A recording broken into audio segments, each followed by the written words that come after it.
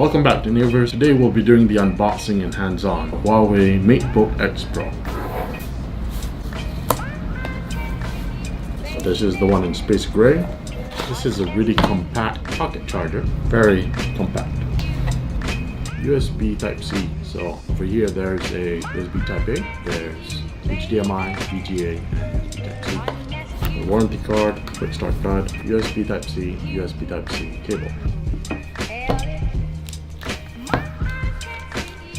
So this is the space gray Huawei MateBook X Pro. It's quite slim at 14.6 millimeters, 14.6 millimeters thin. On the side here you can see there's 3.5 millimeter jack, two USB Type-Cs with one of them being a Thunderbolt port and one USB Type-A on the side over here. According to Huawei, this is the world's first FullView display.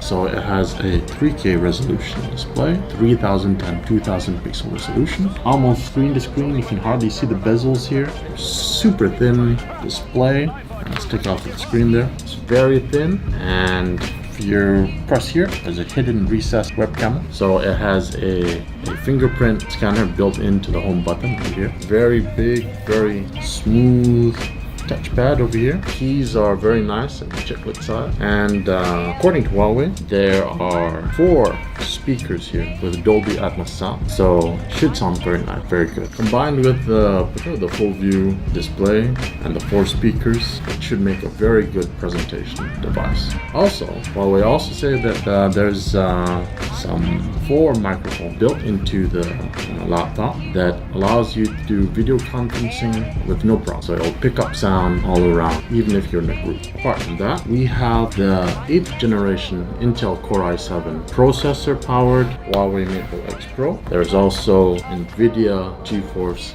discrete graphics in here. Let me see.